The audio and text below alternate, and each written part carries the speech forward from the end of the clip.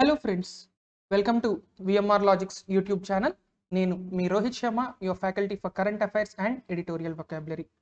So friends, ఇవాళ మన first current affair ఏంటి అంటే సేవా రంగానికి చెందిన క్రెడిట్ లింక్డ్ క్యాపిటల్ సబ్సిడీ స్కీమ్ని ప్రారంభించారు ఎంఎస్ఎంఈ శాఖ మంత్రి. ఫస్ట్ ఎంఎస్ఎంఈ శాఖ మంత్రి ఎవరు? నారాయణ్ తావు రానే లేదా నారాయణ్ రానే గారు ఎంఎస్ఎంఈ శాఖ మంత్రి. ఈయన ఏం చేశారు? చిన్న మధ్య తరగతి పరిశ్రమలు, micro small and medium enterprises, వీటికి special credit linked capital subsidy scheme, దీన్నే SCLCSS అనే పేరుతో పిలుస్తాం. ఇప్పుడు ఈ credit linked capital subsidy scheme అనేది ఏం చేస్తుంది అంటే నార్త్ ఈస్ట్ ఇండియా, ఈశాన్య భారతదేశంలో ఇది ఏం చేస్తుంది అంటే ఇట్ బూస్ట్స్ ప్రొడక్షన్. అంటే ఏదైతే ప్రస్తుతం ఉత్పత్తి అనేది జరుగుతోందో వివిధ ఎంఎస్ఎంఈల ద్వారా, దానిని మరింత పెంపొందించడం కోసం మొదలుపెట్టిందే ఈ యొక్క SCLCSS.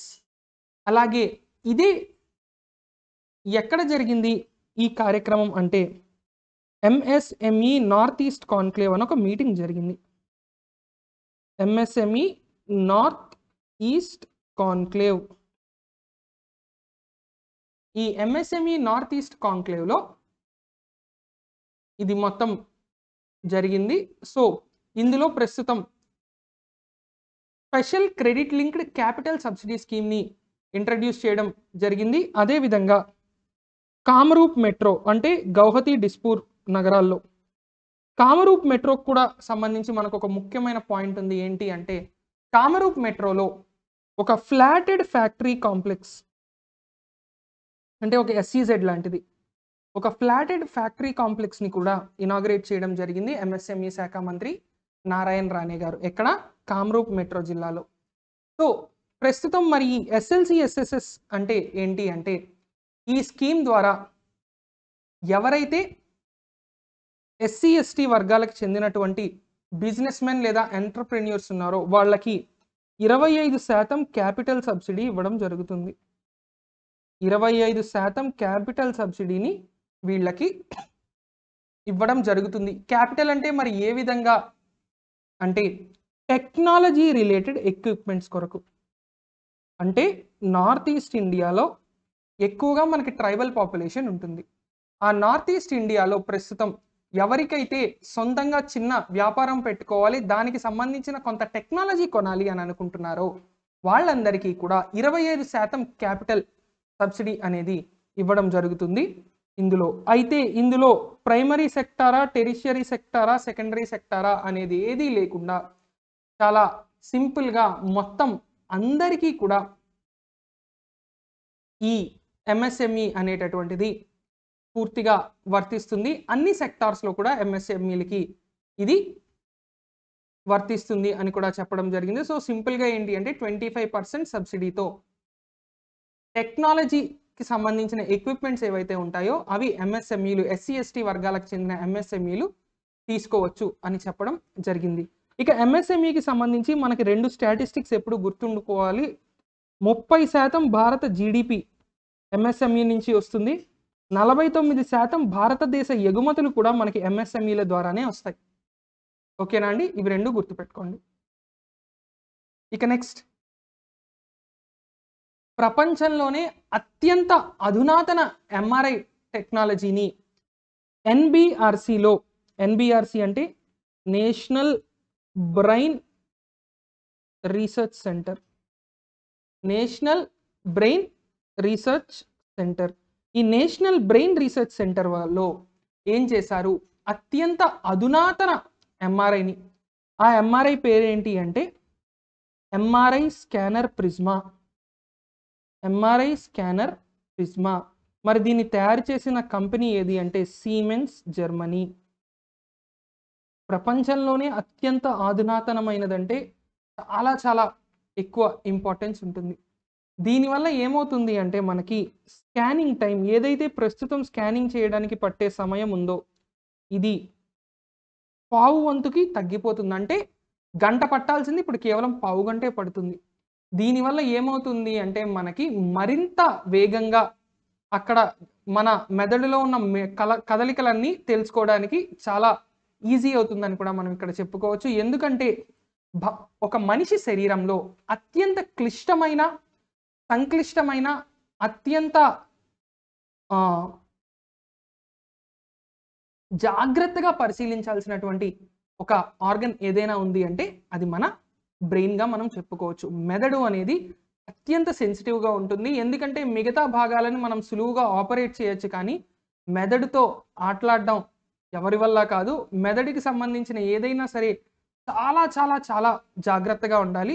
ఎందుకంటే ఎంఆర్ఐ స్కాన్ వల్ల చాలా కామన్ డిసీజెస్, ఉదాహరణకి పార్కిన్సన్స్ వ్యాధి, ఇందులో ఏమవుతుంది, శరీరంలో నరాలు కంట్రోల్లో ఉండవు. దానివల్ల పార్కిన్సన్స్ వచ్చిన వాళ్ళకి వణుకు లాంటిది తరచుగా వస్తూ ఉంటుంది. ఇక పార్కిన్సన్స్తో పాటు అల్జైమర్స్ అంటే వయస్సు ద్వారా వచ్చేటటువంటి ఒక రకమైన మతిమరపు, యాంగ్జైటీ మరియు డిప్రెషన్, అదేవిధంగా పిటిఎస్డి అంటాం. అంటే ఏదైనా ఒక దారుణం ట్రామాలోకి వెళ్తే పోస్ట్ ట్రామాటిక్ స్ట్రెస్ డిజార్డర్, అంటే ఒక షాక్ తర్వాత తీవ్రమైన ఒత్తిడిని ఎదుర్కోవడం. వీటన్నిటికీ సంబంధించి మనం చాలా జాగ్రత్తగా ప్రతి ఒక్క న్యూరాన్ని మనం ఎక్కడ ఏది కదులుతోంది, ఎక్కడ కదలిక వస్తుంది అనేది అబ్జర్వ్ చేయాలి అంటే అత్యాధునిక ఎంఆర్ఐలను వాడాలి. దానికోసమే ప్రపంచంలోనే అత్యంత అధునాతనమైన ఎంఆర్ఐని నేషనల్ బ్రెయిన్ రీసెర్చ్ సెంటర్, ఇది భారతదేశంలో న్యూరో సైన్స్కి సంబంధించి అత్యంత పెద్ద ఇన్స్టిట్యూట్గా మనం చెప్పుకోవచ్చు. 1999లో స్థాపించినటువంటిది ఎన్బిఆర్సి, జాతీయ మెదడు పరిశోధనా సంస్థ. ఇది కేంద్ర ప్రభుత్వ ఆధ్వర్యంలో పనిచేస్తుంది. ఇది ఎక్కడుంది అంటే మనకి గురుగ్రామ్, హర్యానాలో ఉంది. గురుగ్రామ్ ప్రాంతంలో ఇది ఉంది. ఇక దీని యొక్క ప్రస్తుత డైరెక్టర్ ఎవరు అంటే ప్రవత్ కుమార్ మండల్. సో జనరల్గా మనకి ఎప్పుడు వార్తల్లో కనిపించకుండా ఉండేటటువంటి ఒక కేంద్ర ప్రభుత్వ సంస్థ ఇప్పుడు ప్రపంచంలోనే అత్యంత అధునాతమైన టెక్నాలజీ సంపాదించింది కాబట్టి ఖచ్చితంగా దీన్ని మనం జాగ్రత్తగా అర్థం చేసుకోవాల్సిన అవసరం ఎంతైనా ఉంది. ఇక నెక్స్ట్ జ్యోతిరాదిత్య సింధియా. జ్యోతిరాదిత్య సింధియా పౌర విమానయాన శాఖ మంత్రి. ఏ శాఖ? పౌర విమానయానం, civil aviation.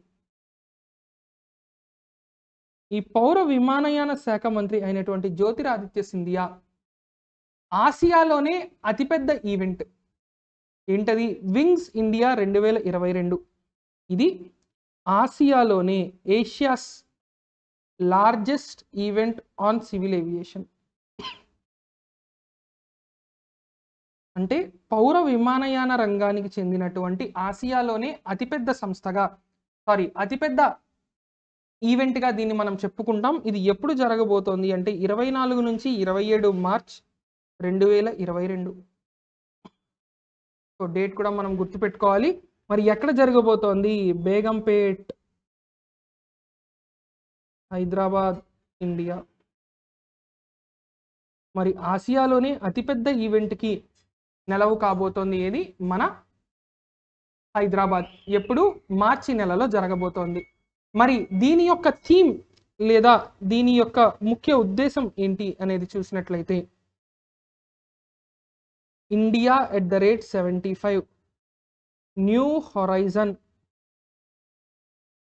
For aviation industry.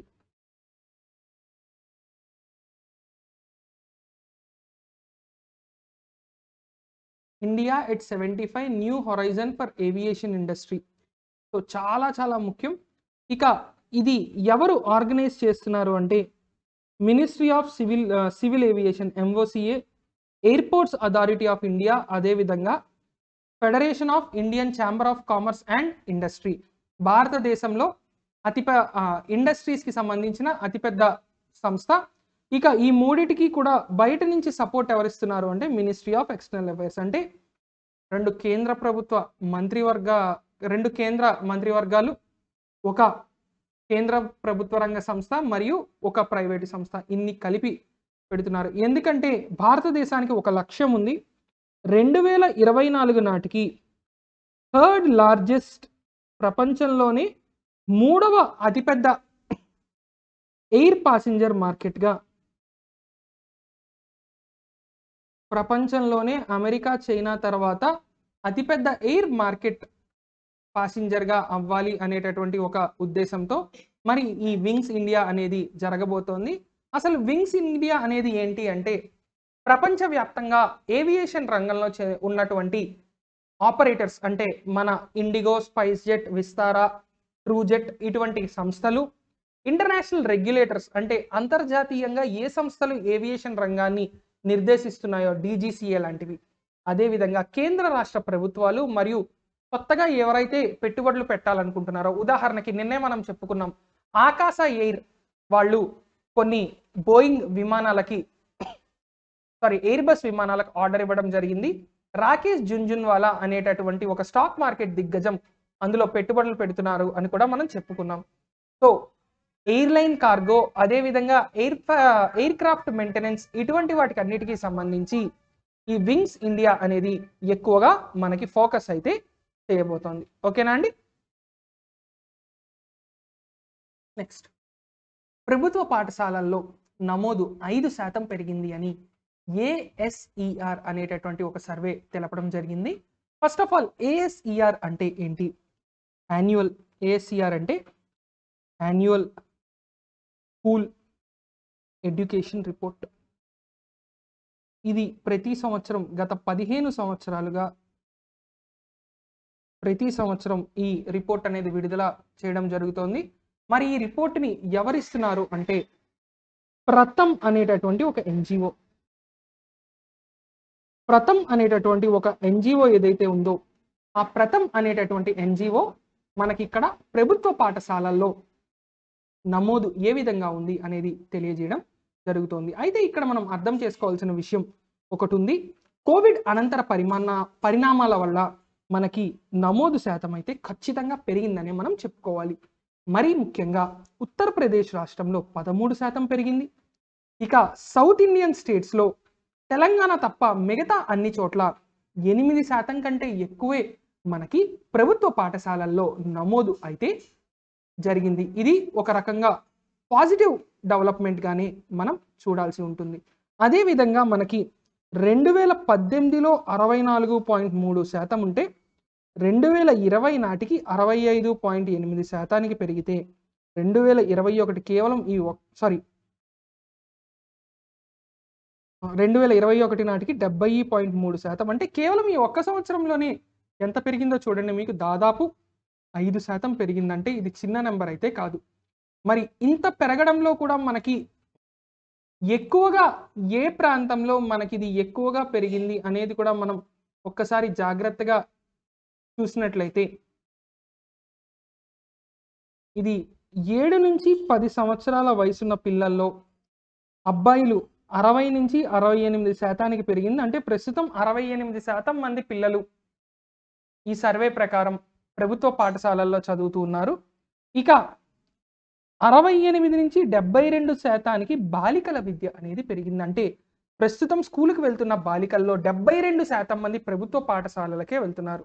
ఒక రకంగా ఇది చాలా మంచిదని కూడా మనం చెప్పుకోవచ్చు. ఎందుకంటే ప్రభుత్వ పాఠశాలల్లో కొన్ని రకాలైనటువంటి ఫెసిలిటీస్ మరియు అవగాహన అనేది కల్పించడం జరుగుతూ ఉంటుంది బాలికల కోసం. సో ఇది ఈ సర్వేలో ముఖ్యమైన పాయింట్లుగా చెప్పచ్చు. ఇక ఈ సర్వే అనేది ప్రతి సంవత్సరం 15 సంవత్సరాలుగా జరుగుతూ ప్రభుత్వం కూడా ఈ సర్వేని అంగీకరించేటటువంటి పరిస్థితిలో ఇది జరుగుతూ ఉంటుంది. అయితే ఇక్కడ ఎక్సెప్ట్ తెలంగాణ, మిగతా అన్ని రాష్ట్రాల్లో సౌత్ ఇండియాలో ప్రభుత్వ పాఠశాలల్లో నమోదు అనేది పెరుగుతూ ఉంది. కానీ సౌత్ ఇండియాలో కేవలం మనకి తెలంగాణలోనే పెరగకపోవడం కూడా ఇక్కడ మనం జాగ్రత్తగా పరిశీలించాల్సినటువంటి ఒక అంశంగా గుర్తుపెట్టుకోవాలి. సో నెక్స్ట్, ఒడిశా రాష్ట్రంలో బోయిత బంధన అనేటటువంటి ఒక ఫెస్టివల్ని సెలబ్రేట్ చేశారు. ఇది ఎప్పుడు సెలబ్రేట్ చేస్తారు? ఈ బోయిత బంధన అనేటటువంటిది ఒక్కసారి మనం చూసినట్లయితే కార్తీక పౌర్ణమి రోజు. మనకి కార్తీక దీపం తప్పితే ఇంకేమీ తెలియదు కదా. సో కార్తీక పౌర్ణమి రోజు బొయిత బంధన అనేటటువంటిది. బొయిత అంటే బోటు అని అర్థం. ఇది జనరల్గా మనకి ఏంటి అంటే ట్రెడిషనల్గా అంటే పురాతన కాలం నుంచి ఏ విధంగా డెవలప్ అయింది అనేది మనం ఒక్కసారి చూసినట్లయితే ఈ బొయిత బంధన అనేది మనకి నైరుతి ఋతుపవనాలు, ఈశాన్య ఋతుపవనాలు భారతదేశానికి వర్షాన్ని తీసుకొచ్చేటటువంటి 2 ఋతుపవనాలు. వాటిలో దసరాల సమయానికి మనకి ఈశాన్య ఋతుపవనాలు అనేది రావడం మొదలయ్యి కార్తీక పౌర్ణమి నాటికి ఈశాన్య ఋతుపవనాలు దాదాపుగా కంప్లీట్ అయిపోయే పరిస్థితికి ఉంటుంది. అంటే ఆ తర్వాత బంగాళాఖాతం కాస్త ప్రశాంతంగా ఉంటుంది. ఆ సమయంలో ఎవరైతే వర్తకులు ఇండోనేషియాలో మరీ ముఖ్యంగా జావా, బాలి, సుమత్రా, బోర్నియో ఇటువంటి ప్రాంతాలు ఏవైతే ఉన్నాయో వీటికి వెళ్ళే ఇండియన్స్ ఎవరైతే ఉంటారో అంటే జాలర్లు, మత్స్యకారులే కాకుండా వ్యాపారంగా వర్తకులు ఎవరైతే వెళ్తారో పూర్వకాలం నుంచి వాళ్ళు ఏం చేసేవారు అంటే కార్తీక పౌర్ణమి రోజు వాళ్ళ కుటుంబ సభ్యులు వెళ్ళి వాళ్ళ ఫ్యామిలీస్ అంతా కూడా ఎక్కడైతే బీచెస్ ఉన్నాయో బీచ్లు లేదా రివర్ ఘాట్లు ఇటువంటి ప్రదేశాలకు వాళ్ళు వెళ్ళి ఒక పెద్ద ఉత్సవంలా జరుపుకునేవారు. అంటే మన తెలుగు రాష్ట్రాల్లో కార్తీక వన భోజనాల లాగా అనమాట. అలా సెలబ్రేట్ చేసుకొని సాయంత్రం దీపాలు వదిలి తర్వాత రోజు నుంచి బోట్స్లో వాళ్ళు వెళ్ళడం అనేది అనాదిగా వస్తున్నటువంటి ఒక ఆచారంగా కూడా మనం ఇక్కడ చెప్పుకోవచ్చు. సో హిస్టరీ టైమ్స్ నుంచి ఇది చాలా గొప్పగా, ఎందుకంటే కార్తీక పౌర్ణమికి ముందు 5 రోజులు కూడా చాలా గొప్పగా సెలబ్రేట్ చేస్తారు చాలా స్టేట్స్లో, నార్త్ ఇండియాలో. అందులో ఒకరోజు తులసి వివాహం, ఇంకొక రోజు భీష్మ పంచకం,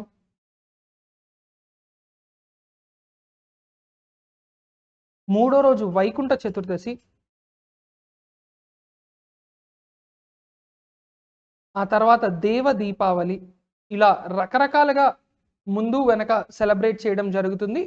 ఇక వీటన్నిటికన్నా ముందు మనకి ఏకాదశి రోజు ప్రబోధ ఏకాదశి అని కూడా, ప్రబోధిని ఏకాదశి అని కూడా పిలవడం జరుగుతుంది. సో ఇలా 5 రోజులు మనకి కార్తీక పౌర్ణమికి ముందు ఒరిస్సా, బెంగాల్ ఈ ప్రాంతాల్లో సెలబ్రేట్ చేయడం జరుగుతుంది. కాబట్టి ఇందులో ఏంటి అంటే మనకి ఈ అరటి డొప్పలతో తయారు చేసినటువంటి దీపాలు చాలా సినిమాల్లో చూస్తూ ఉంటారు. మీకు బెస్ట్ ఎగ్జాంపుల్, ఒకవేళ ఈ దీపాలు ఏ విధంగా వదులుతారు అని చూస్తే సినిమాలే ఎక్కర్లేదు, మీ ఊళ్ళో కూడా అన్ని చోట్ల కేవలం మీరు చిన్నప్పటి నుంచి సిటీలో పుట్టుంటే తప్ప మిగతా అన్ని చోట్ల కూడా ఊర్లో నది కానీ, కాలువ కానీ, గడ్డ కానీ, సముద్రం కానీ ఏది ఉంటే అది ఆ ప్రాంతంలో మహిళలు సాయంత్రం పూట అరటి చెట్టు స్టెమ్ దాన్ని కట్ చేసి దాంతో చిన్న డొప్పలు చేసి అందులో దీపాలు పెడతారు. దాన్ని కార్తీక దీపాలు అని కూడా పేరుతో పిలవడం జరుగుతూ ఉంటుంది. ఆ దీపాలు నీటిలో వదులుతారు. ఇక్కడ కూడా సేమ్ అదే ప్రొసీజర్ వీళ్ళు చేస్తారు. సో బొయిత బంధన చాలా చాలా ఇంపార్టెంట్, ఎందుకంటే ప్రీవియస్గా కూడా 1-2 సార్లు ఎగ్జామ్లో రావడం జరిగింది అందుకే. ఇక next IPF survey on smart policing. IPF citizen satisfaction survey on smart policing అనేటటువంటిది ఈ సంస్థ. సో ఐపీఎఫ్ అంటే ఫస్ట్ దాని నుంచి మొదలెడదాం. ఇండియన్ పోలీస్ ఫౌండేషన్, ఢిల్లీకి చెందినటువంటి ఈ స్వచ్ఛంద సంస్థ పోలీసులు ఏ విధంగా ప్రజలతో మసులుకుంటున్నారు అనేటటువంటి అనేక అంశాల మీద ఇక్కడ మనకి వీళ్ళు ఒక రకమైన ఇండెక్స్ అయితే ప్రిపేర్ చేస్తూ ఉంటారు. మరి ప్రస్తుతం సర్వే పేరు ఏంటి అంటే IPF citizen satisfaction survey on smart policing. అంటే ప్రజలు ఎంతవరకు ఈ పోలీసుల స్మార్ట్ పోలీసింగ్ పైన సాటిస్ఫాక్షన్తో ఉన్నారు అనేటటువంటిది ఇందులో మనకి తెలియజేయడం జరిగింది. ఇక ఇందులో హైయెస్ట్ ర్యాంక్తో ఏపీ ఫస్ట్ ప్లేస్లో ఉంది, తెలంగాణ సెకండ్ ప్లేస్లో ఉంది. ఏపీకి 8.11 అవుట్ ఆఫ్ 10 వస్తే తెలంగాణకి 8.10 అవుట్ ఆఫ్ 10 వచ్చాయి. సో స్మార్ట్ పోలీసింగ్లో ఈ స్మార్ట్ పోలీసింగ్ అన్న ఐడియా కూడా మనకి ఎవరిచ్చారు అంటే అసలు ప్రధానమంత్రి నరేంద్ర మోదీ గారు ఇచ్చినటువంటి ఐడియా ఈ స్మార్ట్ పోలీసింగ్. అంటే పోలీసులు కూడా స్మార్ట్ టెక్నాలజీని వాడుతూ మరింత ముందుకు వెళ్ళాలి అనేటటువంటి ఉద్దేశంతో ఉన్నటువంటి ఈ స్మార్ట్ పోలీసింగ్ అమలులో సిటిజన్ సాటిస్ఫాక్షన్ హైయెస్ట్ ఏపీలో ఉంది, సెకండ్ హైయెస్ట్ తెలంగాణలో ఉంది. ఇక లాస్ట్ ప్లేస్లో ఉన్నది బీహార్, లాస్ట్ నుంచి సెకండ్ ప్లేస్లో ఉన్నది యూపీ, అలాగే లాస్ట్ నుంచి థర్డ్ ప్లేస్లో ఉన్నది ఛత్తీస్గఢ్. అంటే టాప్లో ఏపీటీఎస్ ఉంటే లాస్ట్లో యూపీ తర్వాత అన్నిటికన్నా అట్టడుగున బీహార్ ఉండడం జరిగింది. సో ఇక్కడ స్మార్ట్ అంటే అందులో దానికి మీనింగ్ కూడా ఉంది. సో ఎస్ అంటే స్ట్రిక్ట్, ఎం అండ్ సెన్సిటివ్ అంటే అవసరమైన చోట స్ట్రిక్ట్గా ఉండాలి, మరో చోట సెన్సిటివ్గా అవసరమైన చోట సెన్సిటివ్గా ఉండాలి. ఎం అంటే మోడర్న్ అండ్ మొబైల్ అంటే ఎక్కడికైనా క్షణాల్లో చేరుకునేలా ఉండాలి. ఏ అలర్ట్ నిరంతరం అలర్ట్గా ఉండాలి. అకౌంటబుల్ అంటే ఏవైతే పోలీసులు పని చేస్తున్నారో దానికి వాళ్ళే రెస్పాన్సిబిలిటీ కూడా తీసుకోవాలి. ఇక ఆర్ రిలయబుల్ అంటే నమ్మకస్తులుగా ఉండాలి. అలాగే రెస్పాన్సివ్ అంటే వెంటనే స్పందించేలా ఉండాలి.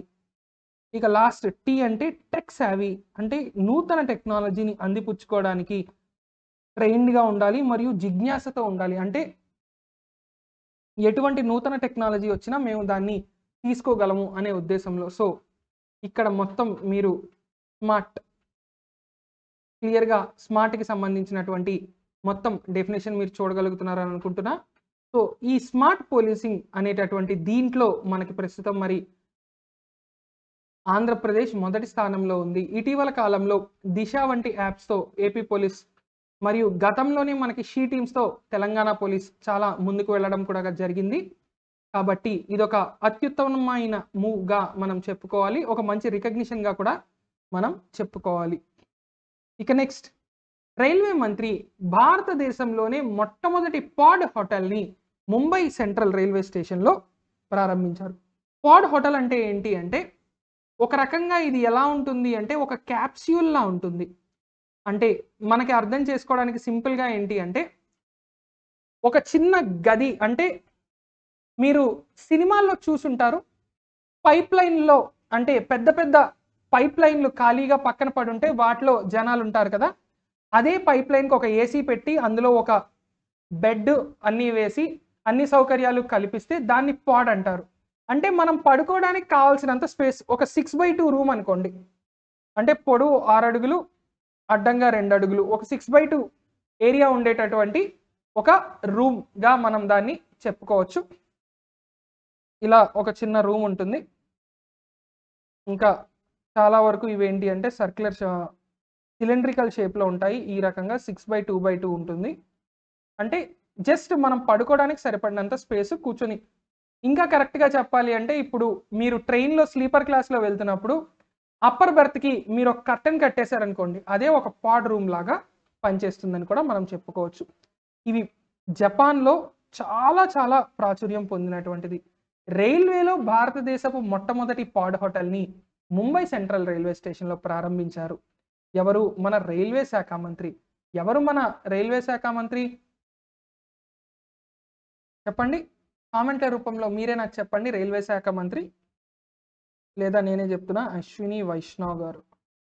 అశ్విని వైష్ణవ్ గారు మన రైల్వే శాఖ మంత్రి.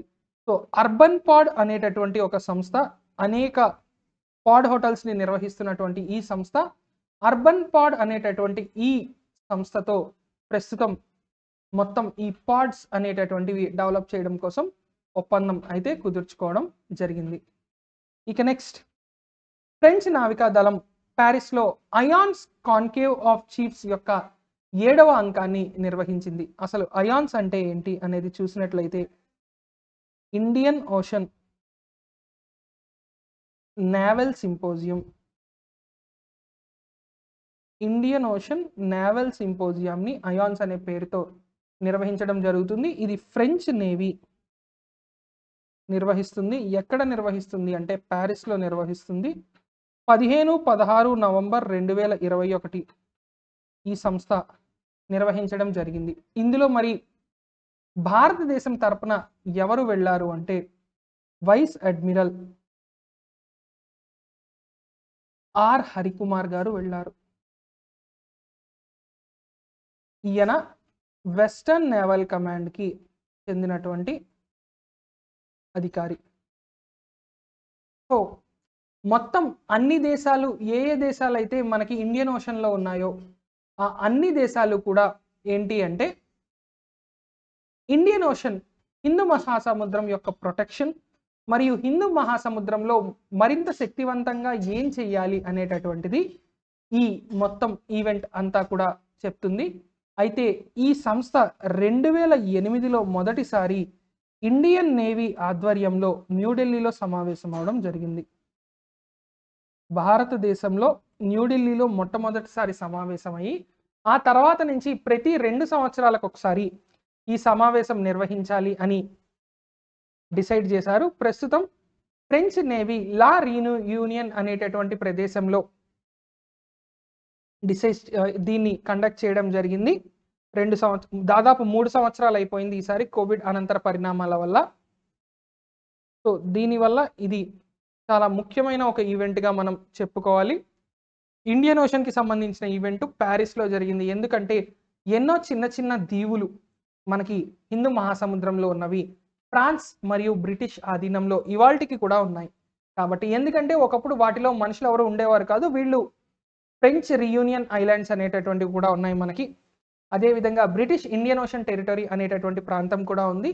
ఇవన్నీ ఏంటి అంటే మనుషులు ఎవరు లేని కాలంలో వాళ్ళు వెళ్ళి ఆక్రమించుకున్నారు కాబట్టి ఆ ల్యాండ్ అనేది ఆ దేశానికే చెందుతుంది అని కూడా ఇక్కడ మనం గుర్తుపెట్టుకోవాలి. ఇక నెక్స్ట్,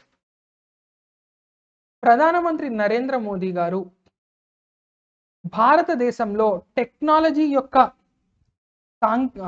ఎవల్యూషన్ అంటే పరిణామం మరియు టెక్నాలజికల్ రెవల్యూషన్ విప్లవం, సాంకేతిక విప్లవం గురించి సిడ్నీ డైలాగ్లో ప్రసంగించడం జరిగింది. సో ఇది ఎక్కడ జరిగింది, ఎలా జరిగింది? ఈవెంట్ పేరు ద సిడ్నీ డైలాగ్ 2021. ఈ సిడ్నీ డైలాగ్ 2021 అనేటటువంటి ఈ ఈవెంట్లో India's technology evolution and revolution, భారతదేశంలో సాంకేతికత ఏ విధంగా వచ్చింది, ఏ విధంగా విప్లవాత్మకమైనటువంటి మార్పుల్ని తీసుకొచ్చింది, ఈ రెండు కూడా ఇందులో మనం చూడాలి. ఇది దీని యొక్క థీమ్. మరి ఇది ఎవరు నిర్వహిస్తున్నారు అంటే ఆస్ట్రేలియన్ స్ట్రాటజీ పాలసీ ఇన్స్టిట్యూట్.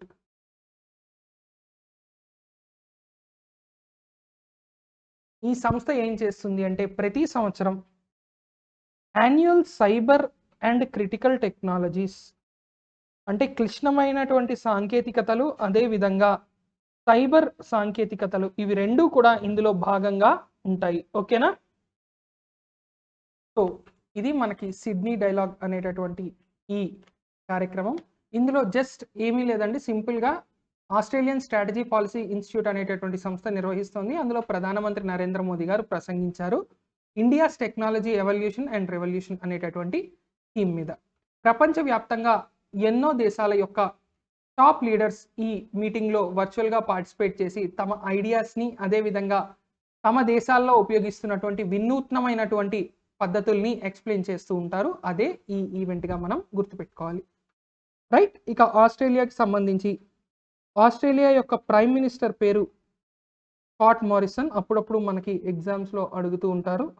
అదేవిధంగా ఆస్ట్రేలియా క్యాపిటల్ చాలామందికి కన్ఫ్యూజన్, సిడ్నీ మెల్బోర్న్ రెండూ కాదు, క్యాన్బెరా. ఎందుకంటే మనకి సిడ్నీ మరియు మెల్బోర్న్ క్రికెట్ వల్ల ఫేమస్ అయ్యాయి, కానీ క్యాపిటల్ అయితే క్యాన్బెరా. ఇక కరెన్సీ ఏంటి ఆస్ట్రేలియాకి అంటే ఆస్ట్రేలియన్ డాలర్గా గుర్తుపెట్టుకోవాలి. ఇక నెక్స్ట్, ఐడిఎఫ్సి ఫస్ట్ బ్యాంక్తో హెచ్పిసిఎల్ ఫాస్ట్ ట్యాగ్ ఉపయోగించి ఫ్యూయల్ పేమెంట్స్ అంటే ఇకపై పెట్రోల్ బంకుల్లో కూడా చిల్లర గొడవలు లేదా పెద్ద లైన్లు ఉండడానికి స్కోప్ తగ్గించే విధంగా ఒక నూతన ఇనిషియేటివ్ని తీసుకురావడం అయితే జరిగింది. హెచ్పిసిఎల్ మరియు ఐడిఎఫ్సి ఫస్ట్ బ్యాంక్ దేన్ని యూజ్ చేసి, ఫాస్ట్ ట్యాగ్ని యూజ్ చేసి ఫ్యూయల్ పేమెంట్స్ చేసేలాగా. సో దీనివల్ల ఏమవుతుంది, ఇప్పుడు గతంలో మనం మాట్లాడుకున్నాం Paytm payments bank. Paytm payments bank వాళ్ళు ఏం చేశారు, ఢిల్లీ మెట్రో పార్కింగ్కి ఫాస్ట్ ట్యాగ్ని ఉపయోగించేలా డిజైన్ చేశారు. అసలు ఫాస్ట్ ట్యాగ్ అనేది దేనికి వాడతాం మనం, చాలాసార్లు మనకి తరచుగా వార్తల్లో నిలుస్తూ ఉంటుంది. ఫాస్ట్ ట్యాగ్ అనేటటువంటిది ఏంటి అంటే, టోల్ గేట్లు, ఎక్కడైతే మనకి టోల్ గేట్లు ఉన్నాయో హైవేలపై, జాతీయ రహదారుల యొక్క మెయింటెనెన్స్ కోసం కేంద్ర ప్రభుత్వం కొంత పన్నుని వసూలు చేస్తుంది. దాన్నే టోల్ ట్యాక్స్ అంటారు. ఈ టోల్ ట్యాక్స్ వసూలు కోసం పెట్టేవే టోల్ గేట్లు. సాధారణంగా ప్రతి 70 నుంచి 80 కిలోమీటర్ల దూరంలో టోల్ గేట్లు అనేవి ఉంటాయి. మరి ఈ టోల్ గేట్లలో కలెక్ట్ చేసే టోల్ ట్యాక్స్ని దేనికి వాడతారు అంటే, హైవేస్ యొక్క మెయింటెనెన్స్ మరియు కొత్త హైవేలు వేయడానికి వాడతారు. ఈ హైవేల మీద పెద్ద పెద్ద క్యూలుండి ఎప్పుడూ ట్రాఫిక్ జామ్లు అవ్వడంతో త్వరితగతిన వెళ్ళడం కోసం ఒక క్యూఆర్ కోడ్ ఇచ్చి, ఒక ట్యాగ్ని ఇచ్చి, RFID ట్యాగ్ అంటారు దీన్ని. అంటే రేడియో ఫ్రీక్వెన్సీతో ఉండేటటువంటి ఈ ట్యాగ్ వల్ల ఏమవుతుంది అంటే, ఆ ట్యాగ్ని సెన్స్ చేసిన వెంటనే మన బ్యాంక్ అకౌంట్ లేదా ఆ ఫాస్ట్ ట్యాగ్ అకౌంట్ నుంచి డైరెక్ట్గా డబ్బులు కట్ అయిపోయేలాగా ఒక అత్యద్భుతమైనటువంటి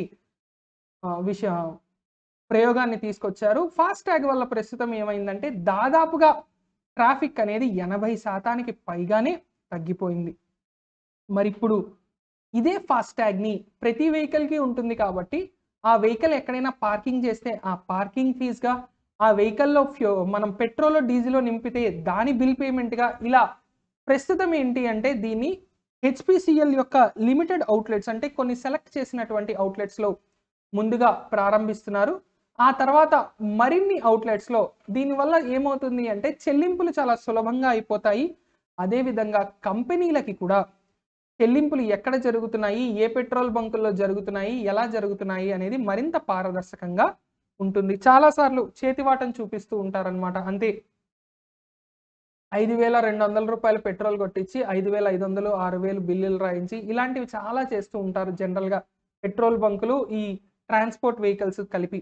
అటువంటి వాటిని తప్పించడం కోసం కంపెనీలకి, ఇటు పెట్రోల్ బంకులకి, అందరికీ కూడా ఇది లాభదాయకంగా ఉండబోతోంది. ఓకేనా అండి? ఇక నెక్స్ట్,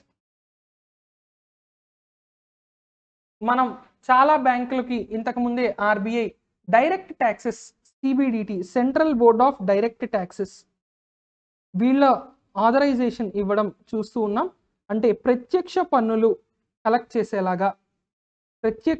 కలెక్ట్ చేసేలాగా RBI అనేక బ్యాంకులకి, గతంలో యాక్సిస్ బ్యాంక్కి, ఆ తర్వాత HDFCకి కూడా ఇవ్వడం జరిగింది. ప్రస్తుతం RBL బ్యాంక్ ఈ ఇయర్ CGLలో కూడా వచ్చినటువంటి bank RBL bank, Ratnakara bank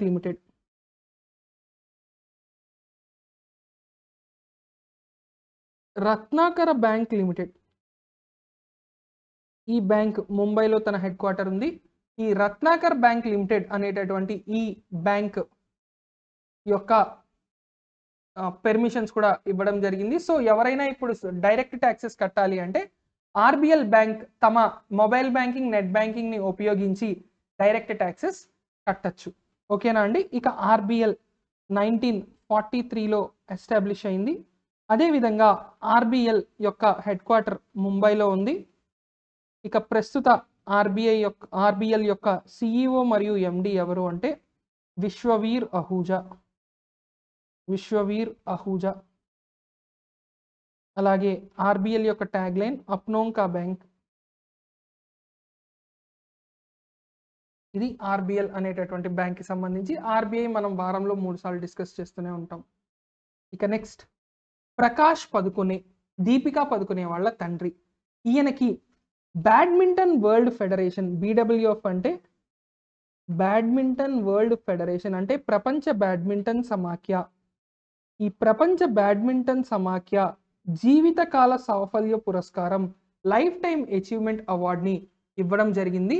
ఇక ఈయన 1980లో ప్రపంచ నెంబర్ 1 ర్యాంక్ కూడా వెళ్ళడం జరిగింది. బ్యాడ్మింటన్లో ప్రపంచంలో అగ్రస్థానం సాధించినటువంటి మొట్టమొదటి భారతీయుడు ప్రకాష్ పదుకొనే. అదేవిధంగా ఈయన ఆల్ ఇంగ్లాండ్ బ్యాడ్మింటన్ ఛాంపియన్షిప్, అత్యంత ప్రతిష్టాత్మకమైనటువంటి ఆల్ ఇంగ్లాండ్ బ్యాడ్మింటన్ ఛాంపియన్షిప్ కూడా గెలిచినటువంటి మొట్టమొదటి భారతీయుడిగా ఈయనని మనం చెప్పుకుంటాం. సో వీటితో పాటు 1978లో కామన్వెల్త్ గేమ్స్ కూడా గెలిచినటువంటి వ్యక్తి ప్రకాష్ పదుకొనె. 1978 కామన్వెల్త్ గేమ్స్, 1980లో వరల్డ్ నెంబర్ 1. అదేవిధంగా మనకి ఆల్ ఇంగ్లాండ్ బ్యాడ్మింటన్ మొట్టమొదటిసారి గెలిచినటువంటి వ్యక్తి కూడా ఎవరు అంటే ఈయనే. ఈయనకి ఇప్పుడు లైఫ్ టైమ్ అచీవ్మెంట్ అవార్డు ఎవరిచ్చారు అంటే బ్యాడ్మింటన్ వరల్డ్ ఫెడరేషన్ ఇచ్చారు. ఇక టచ్ ప్లే అనేటటువంటిది ప్రకాష్ పదుకొనె యొక్క బయోగ్రఫీ, ఈయన జీవిత చరిత్ర. దీన్ని రాసింది ఎవరు అంటే దేవ్ ఎస్ సుకుమార్. దేవ్ ఎస్ సుకుమార్ అనేటటువంటి వ్యక్తి మనకి టచ్ ప్లే అనేటటువంటి బయోగ్రఫీ ద్వారా ప్రకాష్ పదుకొనె గారి జీవిత చరిత్రని బయటకి అందరికీ తెలియచేయడం జరిగింది. So that is about life time achievement award and Prakash Padukone. Deepika Padukone తండ్రిగా ప్రస్తుత జనరేషన్కి తెలుసు, రైట్? ఇక నెక్స్ట్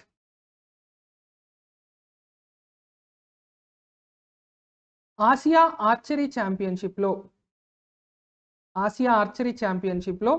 భారత్ 2వ స్థానంలో నిలిచింది.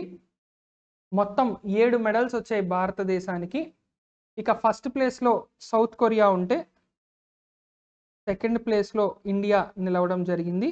భారతదేశానికి 1 గోల్డ్ కూడా రావడం జరిగింది, 4 సిల్వర్, 2 కాంస్యం కూడా వచ్చాయి. అయితే గోల్డ్ ఒక్కటి మనకి ఎగ్జామ్కి ఇంపార్టెంట్. జ్యోతి సురేఖ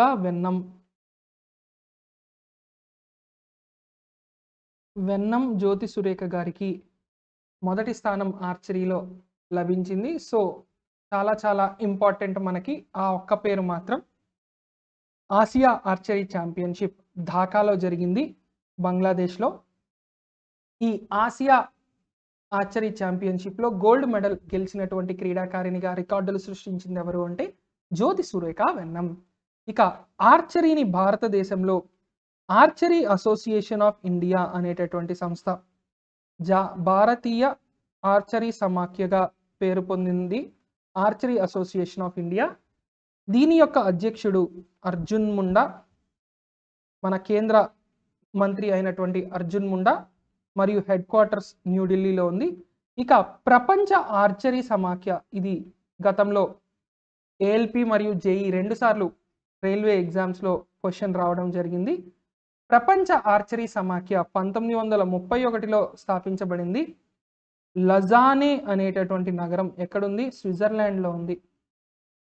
ఈ స్విట్జర్లాండ్లోని లజానే అనేటటువంటి నగరంలో మనకి ఉన్నటువంటిది ప్రపంచ ఆర్చరీ ఫెడరేషన్. లజానే స్విట్జర్లాండ్లో ఉన్నటువంటి ఈ ప్రపంచ ఆర్చరీ ఫెడరేషన్, భారత ఆర్చరీ ఫెడరేషన్ ఢిల్లీలో ఉంది, అర్జున్ ముండా గారి అధ్యక్షతన పనిచేస్తోంది. ప్రస్తుతం జ్యోతి సురేఖ వెన్నం గారికి ఆసియా ఆర్చరీ ఛాంపియన్షిప్ ఢాకాలో జరిగినటువంటి దాంట్లో 7 పురస్కారాలు రావడం జరిగింది. ఇక next 2025 Asia para youth games తాష్కెంట్లో నిర్వహించబడుతున్నారు. So Asia paralympic committee Asia youth games మరియు ఆసియా పారా యూత్ గేమ్స్ రెండూ కూడా తాష్కెంట్లోనే నిర్వహించాలి అని డిసైడ్ చేయడం జరిగింది. ఓకేనా అండి? సో 2025లో ఏషియన్ యూత్ గేమ్స్, అదేవిధంగా ఏషియన్ పారా యూత్ గేమ్స్ అంటే దివ్యాంగుల కోసం ప్రత్యేకంగా ఉండేటటువంటి ఆటలు ఈ పారా యూత్ గేమ్స్. ఇవి రెండూ కూడా మనకి ఎక్కడ జరగబోతున్నాయి? తాష్కెంట్లోనే మరణించినటువంటి భారత ప్రధాని ఎవరు అంటే లాల్ బహదూర్ శాస్త్రి గారు. ఇక తాష్కెంట్ నగరం ఏ దేశంలో ఉంది? ఒకప్పుడు తాష్కెంట్ మనకి యుఎస్ఎస్ఆర్ అంటే United sovereign socialist republic of రష్యాలో ఉంది. మరి ప్రస్తుతం తాష్కెంట్ ఉజ్బెకిస్తాన్లో ఉంది.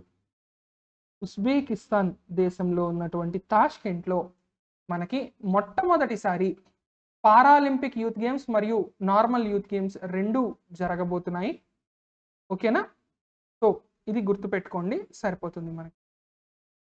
ఇది మరి ఎన్నవ ఎడిషన్ అంటే 5వ edition para Olympic games, Asia para Olympic youth games. ఇక 2021లో మనామా బహ్రెయిన్లోని మనామా నగరంలో 4వ ఆసియా పారా యూత్ గేమ్స్ లేదా ఆసియా యూత్ పారా గేమ్స్ నిర్వహించడం జరిగింది. 5వ అంకం మనకి 2025లో తాష్కెంట్లో జరగబోతోంది. ఇక నెక్స్ట్, భారత డిప్లొమాట్ దౌత్యవేత్త అయినటువంటి సయ్యద్ అక్బరుద్దీన్ ఒక పుస్తకం రాయడం జరిగింది. India versus UK, the story of an unprecedented diplomatic win అనేటటువంటిది. ఇది దేనికి సంబంధించింది అంటే ఐసిజే, ఇంటర్నేషనల్ కోర్ట్ ఆఫ్ జస్టిస్.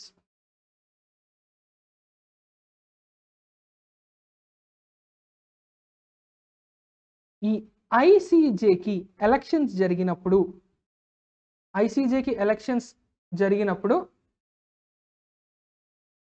మనకి జస్టిస్ దల్వీర్ సింగ్ భండారీ, ఈయన అంతకు ముందు ఒక టర్మ్ 8 సంవత్సరాలు 9 ఇయర్స్ మనకి ఇంటర్నేషనల్ కోర్ట్ ఆఫ్ జస్టిస్ ఇది ఎక్కడుంది? Hague, Netherlands. ఈ ఇంటర్నేషనల్ కోర్ట్ ఆఫ్ జస్టిస్లో ఎవరైనా ఒక న్యాయమూర్తి పదవీ కాలం 9 సంవత్సరాలు. ఆల్రెడీ 9 సంవత్సరాలు పూర్తి అయినటువంటి దల్వీర్ సింగ్ భండారీకి రెండోసారి మళ్ళీ పోటీ పడవలసి వచ్చింది యూకేకి చెందినటువంటి జడ్జి అయినటువంటి క్రిస్టోఫర్ గ్రీన్వుడ్ అనేటటువంటి జడ్జితో.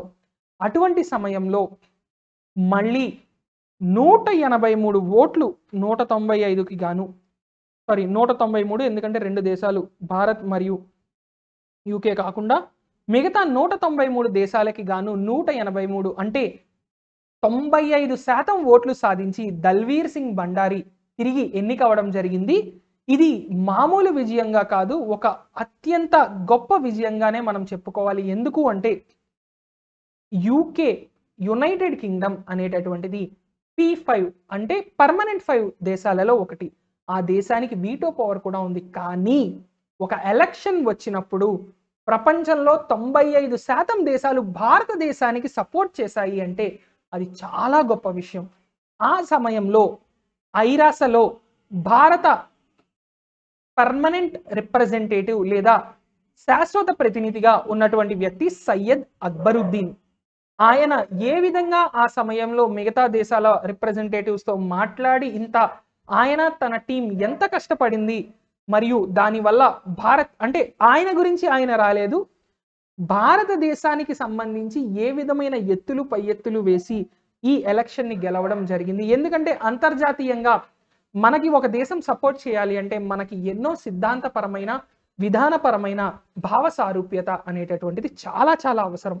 అటువంటివి మరి ఎలా ఉన్నాయి, ఎంతున్నాయి, ఎక్కడున్నాయి అనేది బేరీజు వేసుకున్న తర్వాత అంతర్జాతీయంగా అనేక దేశాలు ఓటింగ్ చేయడం అయితే జరుగుతుంది. మరి 183 దేశాలు ఓట్ చేయడానికి కారణమైన ఆ పరిస్థితి మొత్తాన్ని కూడా ఇక్కడ మనకి ఈయన క్లియర్గా ఇవ్వడం జరిగింది.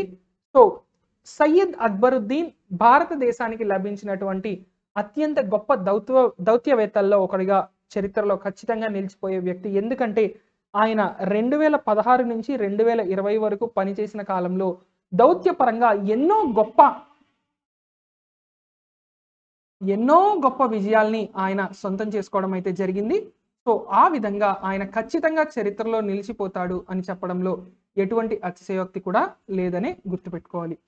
ఇక ఇవాల్టికి last current affair, Abhijit Banerjee రాసినటువంటి cooking to save your own life అనే పుస్తకం నోబెల్ బహుమతి గ్రహీత అయినటువంటి ఎవరు? అభిజిత్ బెనర్జీ. భారతదేశం తరపున ఆర్థిక శాస్త్రంలో నోబెల్ ప్రైజ్ వచ్చినటువంటి రెండో వ్యక్తి మనకి అభిజిత్ బెనర్జీ. ఆయన రాసినటువంటి పుస్తకం cooking to save your life, అంటే మీ జీవితాన్ని కాపాడుకోవడం కోసం మీరు వంట నేర్చుకోండి లేదా వంట చేసుకోండి అనే ఉద్దేశంతో రాసినటువంటి ఈ పుస్తకం. నోబెల్ గ్రహీత, భారతదేశం నుంచి నోబెల్ వచ్చినటువంటి వ్యక్తి కాబట్టి చాలా చాలా ముఖ్యమైనదిగా మనం ఖచ్చితంగా చెప్పుకోవాల్సినటువంటిది ఈ యొక్క పురస్కారం. ఓకేనా అండి? ఇక వేగంగా ఇవాల్టి వొకాబులరీలోకి వెళ్ళిపోదాం. సో ఇవాళ మొట్టమొదటి పదం ఎమోటివ్. సో ఇవాళ ఏంటి అంటే యూసేజ్ మీరు కామెంట్ల రూపంలో తెలియజేయండి, సో దట్ మీకు కూడా ప్రాక్టీస్ అనేటటువంటిది అవుతుంది. ఇవాళ ఫస్ట్ వర్డ్ ఎమోటివ్. ఎమోటివ్ అనేది ఒక యాడ్జెక్టివ్, అంటే తనలోని ఇంటెన్స్ ఫీలింగ్స్ అంటే విపరీతమైనటువంటి ఆలోచనలు ధోరణులు బయటకి తీసుకురావడం, అంటే చాలా వేగంగా ఎమోషనల్ అయిపోవడం, తన ఎమోషన్ని బయటికి చూపించడం అనేటటువంటిది emotive. So arousing are able to arouse intense feelings, చాలా తీవ్రమైనటువంటి ఆ ఆలోచనల్ని బయటికి చూపించడమే ఎమోటివ్. మరి దీనికి సినానిమ్స్ ఇన్ఫ్లమేటరీ, చాలా వెంటనే కోపం బయటకు వచ్చేస్తుంది. కాంట్రవర్షియల్, చాలా ఇబ్బందికరమైనటువంటి స్టేట్మెంట్స్ ఆ పరిస్థితుల్లో ఇచ్చేస్తూ ఉంటారు. బిగ్ బాస్ చూసే వాళ్ళకి ఇటీవల కాలంలో యానీ మాస్టర్గా ఎగ్జాంపుల్ చెప్పుకోవచ్చు. ఎమోషనల్, సెన్సిటివ్, ఇలా ఏదైనా అవ్వచ్చు. ఎమోటివ్ అంటే ఏ రకమైన ఇంటెన్స్ ఎమోషన్, బాధ, ఆనందం, కోపం ఏదైనా అవ్వచ్చు, కానీ చాలా తీవ్రమైనటువంటి ఎమోషన్గా మనం చెప్పుకోవాలి. ఇక దీని ఆపోజిట్ ఏమవుతుంది, రాయిలా ఉన్నాడు, బెల్లం కొట్టిన రాయి అంటారు చూడండి, ఆ రకంగా ఎమోషన్లెస్, ఇన్సెన్సిటివ్, ఆబ్డ్యురేట్. దీనికి మరి example, everyone were surprised when they knew that he was emotive. ఇది ఒక స్టాండర్డ్ సెంటెన్స్ గా చెప్పుకోవచ్చు. So he was so emotive అని కూడా చెప్పుకోవచ్చు. అతను అంత విపరీతమైనటువంటి ఫీలింగ్స్ కలిగి ఉన్నాడు అనే విషయం తెలుసుకొని అందరూ చాలా సర్ప్రైజ్ అయ్యారు అనే ఉద్దేశంలో చెప్తున్నాం. ఇక నెక్స్ట్ రిటారిక్.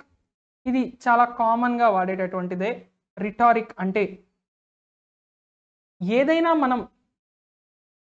మనం మాట్లాడేటటువంటి శక్తిని ఉపయోగించి చాలా ఎఫెక్టివ్గా అవతల వాళ్ళు కన్విన్స్ అయిపోయేలాగా, అది కూడా ఏంటి అంటే మనం డిఫరెంట్ కైండ్ ఆఫ్ ఎక్స్ప్రెషన్ని యూజ్ చేసి వాడితే దాన్ని రెటారిక్ అంటాం. దీన్నే ఒరేటరీ, ఎలోక్వెన్స్ అంటే చాలా గొప్ప వక్తకి ఉండేటటువంటి లక్షణాలుగా వీటిని చెప్తాం. మరి దీని ఆపోజిట్ ఏమవుతుంది, రెటారిక్, అన్రెటారిక్. అన్ప్రిటెన్షియస్ అంటే ఏం లేదు, కన్సైజ్, చాలా సింపుల్గా ఉంది. అదే రిటారిక్ అంటే చాలా గొప్పగా ఉత్తేజపరిచేలా లేదా అవతల వాళ్ళపై ప్రభావితం చేసేలాటువంటి speech. It was a rhetoric speech by Hitler.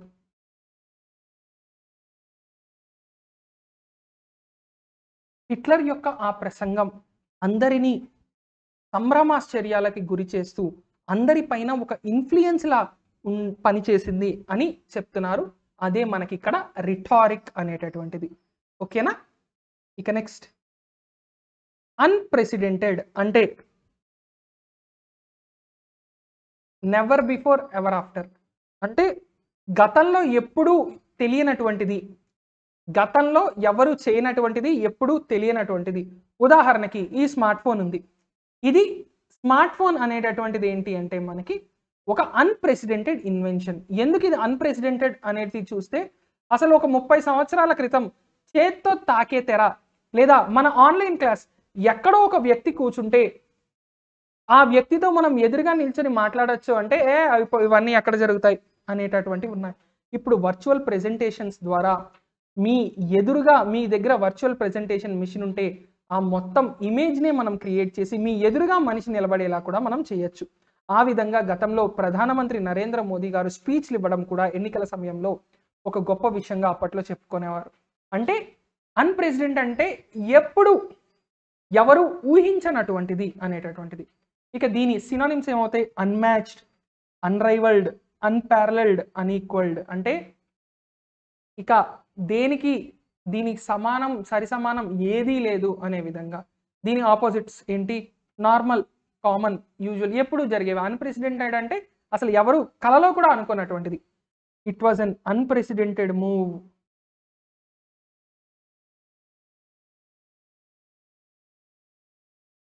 ఇప్పుడు ఉదాహరణకి సడన్ గా ఎత్తుకు పై ఎత్తు ఎవరైనా వేస్తే దాన్ని ఏమంటారు, అన్ప్రెసిడెంటెడ్ మూవ్. సడన్ గా ఇప్పుడు రేపు నెక్స్ట్ జరగబోయే మ్యాచ్లలో ఇండియా న్యూజిలాండ్ మ్యాచ్లో బుమ్రాని ఓపెనర్గా పంపించారు అనుకుందాం. బుమ్రాకి అంత గొప్ప ట్రాక్ రికార్డు లేదు బ్యాటింగ్లో, కేవలం బౌలింగే పరిమితం. బ్యాటింగ్లో జస్ట్ ఏదో వచ్చామా, ఒక 2 బాళ్ళు ఆడామా, ఊపితే ఏమైనా 1-2 బాల్స్ తగిలితే తగిలాయా, ఇదే ఫీలింగ్తో ఆడుతాడు. అంటే అతని మెలకు అంతా బౌలింగ్లో ఉంది, బ్యాటింగ్లో పెద్దగా ఏమి రాణించడు. మరి అటువంటి వ్యక్తిని ఓపెనింగ్లో దింపుతున్నాము అంటే ఎంత తీవ్రమైన నిర్ణయం, లేదంటే ఎంతటి కరేజ్తో తీసుకున్నటువంటి నిర్ణయం అంటే అసలు ఎవరు ఊహించను కూడా ఊహించరు. అటువంటి దాన్ని అన్ప్రెసిడెంటెడ్ అంటాం. ఓకేనా? ఇక నెక్స్ట్, డిస్రప్ట్ అంటే దేన్నైనా ఇంటరప్ట్ చేయడం.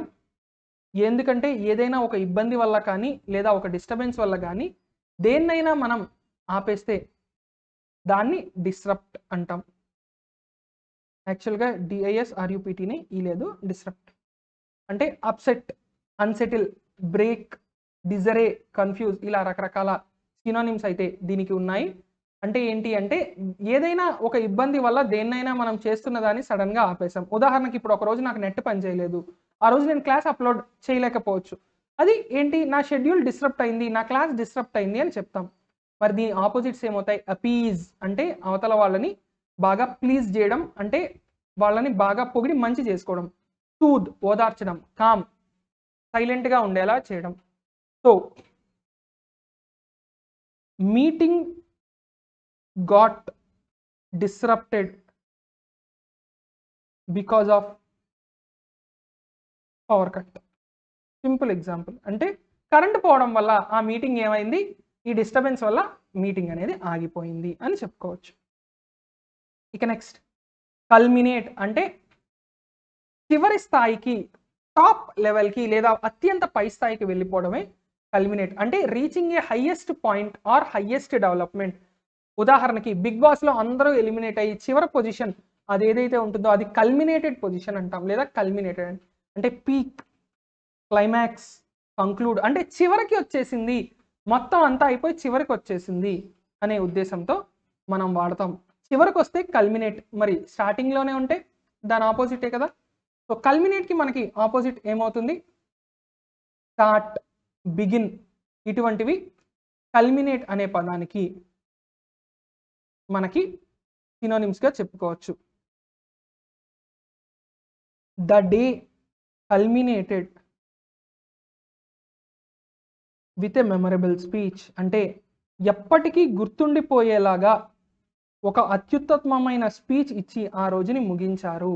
అదే the day culminated with memorable speech అని చెప్పే ఒక ఎగ్జాంపుల్. ఇక నెక్స్ట్, బంగల్. బంగల్ అనేటటువంటిది ఒక వర్బ్.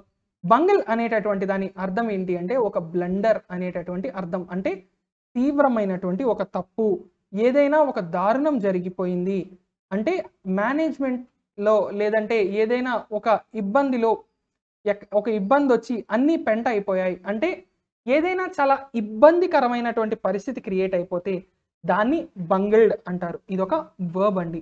మరి ఈ బంగిల్కి మీనింగ్ బ్లండర్. మరి దీని సినోనిమ్స్ ఏంటి? బాచ్, మెస్సరప్, మిస్మేనేజ్, ఇవన్నీ దీని యొక్క సినోనిమ్స్. మరి దీని ఆపోజిట్స్ ఏమవుతాయి?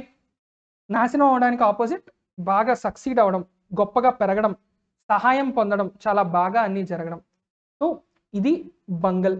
మరి ఈ బంగల్ అనేటటువంటిది ఎక్కడ వాడతాం, ఎలా వాడతాం అనేటటువంటిది ఒక్కసారి మనం ఒక ఎగ్జాంపుల్లో చూసినట్లయితే, ఇఫ్ యూ బంగల్ దిస్, నువ్వు దీన్ని గనక పాడు చేస్తే, I will make you do this again, నేను మళ్ళీ దీన్ని నీ చేత తయారు చేయిస్తాను. అంటే ఇప్పుడు నువ్వు ఏదైనా పెంట చేస్తే మళ్ళీ నేను నీతోటే మొత్తం చేయిస్తాను అని చెప్పే ఉద్దేశమే మనకి ఇక్కడ బంగల్. ఓకేనా అండి? నెక్స్ట్, ఎంబ్రేస్ అంటే ఎవరినైనా దగ్గరికి తీసుకోవడం, హత్తుకోవడం. ఎఫెక్షనేట్గా ఎవరినైనా మనం హత్తుకుంటే ఎంబ్రేస్ అంటాం. అలా కాకుండా కోరి తెచ్చుకుంటే దేన్నైనా అది కూడా ఎంబ్రేస్ అంటాం. లేదా కష్టానికి తగిన ప్రతిఫలం వచ్చింది, అప్పుడు విజయాన్ని హత్తుకున్నాడని చెప్తాంగా ఎంబ్రేస్డ్ సక్సెస్ అని చెప్తాం. సో ఎంబ్రేస్ అనే పదాన్ని మనం ఆ విధంగా పాజిటివ్ సెన్స్లో వాడతాం. సో ఎంబ్రేస్ అంటే ఏంటి? Hold someone closely in one's arms as a sign of affection, అంటే ఎఫెక్షన్ కోసం అలా చేశారు అని మనం ఇక్కడ చెప్పుకోవచ్చు. ఇక మరి ఈ ఎంబ్రేస్ అనే పదానికి సినోనిమ్స్ అంటే క్లాస్ప్ లేదా స్క్వీజ్ అనే పదం చెప్పుకోవచ్చు. ఇక దీని antonyms reject, exclude, leave. Reject, exclude, leave అంటే వదిలేసి దూరంగా వెళ్ళిపోవడం. మరి usage his daughter melted in his warm embrace, అంటే అతని కూతురు అతన్ని గట్టిగా పట్టుకొని చాలా రోజుల తర్వాత తండ్రి తిరిగి వస్తే ఒక చిన్న పిల్ల ఏ విధంగా వచ్చి తండ్రిని గట్టిగా హత్తుకుంటుందో, ఇంకా ఎమోషనల్ అయితే ఏడ్చేస్తుందో, అక్కడ ఆ హత్తుకోవడాన్నే మనం ఏమన్నాం? ఎంబ్రేస్ అన్నాం. ఏమన్నాం? ఎంబ్రేస్ అన్నాం. ఓకే, నెక్స్ట్ సబ్స్టాంటివ్ అంటే దేనికైనా ఒక సాలిడ్ బేసిస్ అనేటటువంటిది ఉంటే దాన్ని ఏమంటాం మనం? సబ్స్టాంటివ్ అంటాం.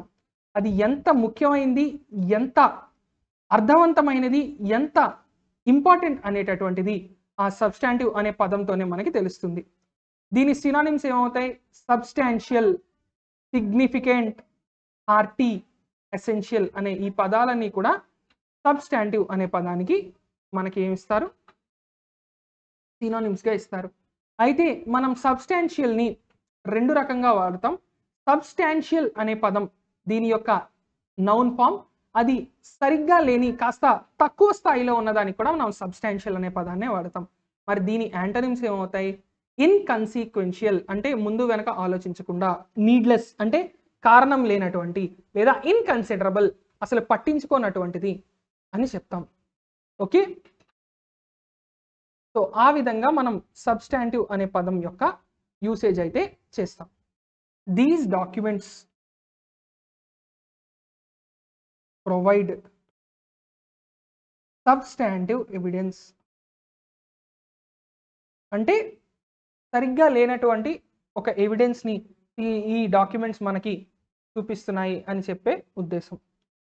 ఇక నెక్స్ట్ పెరోకియల్ అంటే చాలా తక్కువ స్కోప్, చాలా అంటే నేరో మైండ్ సెట్ ఏదైతే ఉంటుందో దాన్ని పెరోకియల్ అంటాం. Narrow minded, small minded, provincial అంటే ఇప్పుడు ఉదాహరణకి మీరు పొద్దున్న 4:30కి వరకు ఉద్యోగం చేసి వచ్చి పడుకున్నారు. పెరోకియల్ మైండ్ సెట్ అంటే ఏంటి?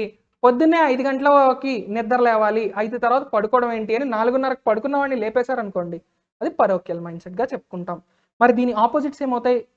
నేరో మైండెడ్ అంటే broad minded, small minded liberal, provincial అంటే కాస్మోపాలిటన్. ఇలా దీని ఆపోజిట్స్ని మనం చెప్తాం.